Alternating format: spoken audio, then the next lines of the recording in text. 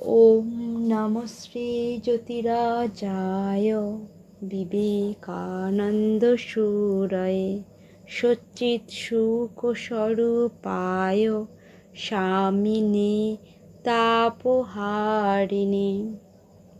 বইটির নাম সবার স্বামীজি। প্রকাশক স্বামী সুপর্ণানন্দ। পৃষ্ঠা সংখ্যা 10। রাজপুতানা। পরিব্রাজক স্বামীজি আবু পাহাড়ে এক মুসলমান উকিলের বাড়িতে এসে উঠেছেন। একদিন খেতড়ি রাজার প্রাইভেট সেক্রেটারি জগমোহনলাল ওই উকিলের বাড়িতে এসে স্বামীজিকে দেখলেন। স্বামীজিকে তিনি প্রশ্ন করলেন, আপনি তো হিন্দু সাধু, আপনি মুসলমানের বাড়িতে আছেন কি করে? জাতপাত ধর্মীয় ভেদাভেদের ইঙ্গিত মাত্র স্বামীজির কাছে অসহ্য ছিল। তিনি গর্জে উঠলেন, আপনি বলছেন কি? আমি তো সন্ন্যাসী। আমি আপনাদের সমস্ত সামাজিক বিধিনিষেধের ঊর্ধ্বে। আমি ভাঙ্গির সঙ্গে পর্যন্ত খেতে পারি।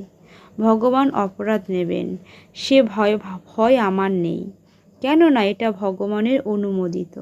শাস্ত্রের দিক থেকেও আমার ভয় নেই, কেননা শাস্ত্রে এটা অনুমোদিত।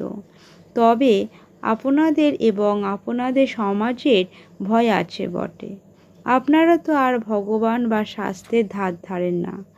আমি দেখি বিশ্ব প্রপঞ্চে সর্বত্র ব্রহ্ম প্রকাশিত আছেন। আমার দৃষ্টিতে উঁচু নিচু নেই। শিব শিব। স্বামীজির কথায় ও ভঙ্গিতে যেন বিদ্যুৎ বিচ্ছুরিত হচ্ছিল। জগমোহনলাল মুগ্ধ হলেন। একদিন সন্ধ্যাবেলায় খেতড়ির রাজা সঙ্গীতের আয়োজন করেছেন। একজন বাইজি গান গাইবে। স্বামীজি রাজার অতিথি। রাজা তাকে গান শুনতে আমন্ত্রণ জানিয়ে লোক পাঠালেন। স্বামীজি এলেন না, বলে পাঠালেন, সন্ন্যাসীর পক্ষে এরকম আসরে উপস্থিত থাকা অনুচিত। গায়িকা এতে মর্মাহত হয়ে গান ধরলেন, হামারে প্রভু অবগুণ চিত না ধরো, সমদর্শী হে নাম তিহার অবমোহি পার করো।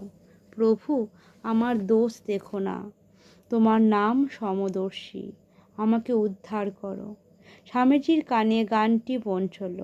গানটির ছত্রে ছত্রে এই সত্যটি প্রকাশিত যে ভগবান সর্ববস্তুতে বিরাজ করছেন। গানটি শুনে স্বামীজি মনে মনে নিজেকে ধিক্কার দিলেন। এই কি আমার সন্ন্যাস? আমি সন্ন্যাসী, অথচ আমারও এই নারীর মধ্যে আমার ভেদ জ্ঞান রয়ে গেছে। তার চোখ খুলে গেল। তিনি বুঝলেন সবার মধ্যে এই এক সত্তা, কাউকে তিনি ঘৃণা করতে পারেন না। তৎক্ষণাৎ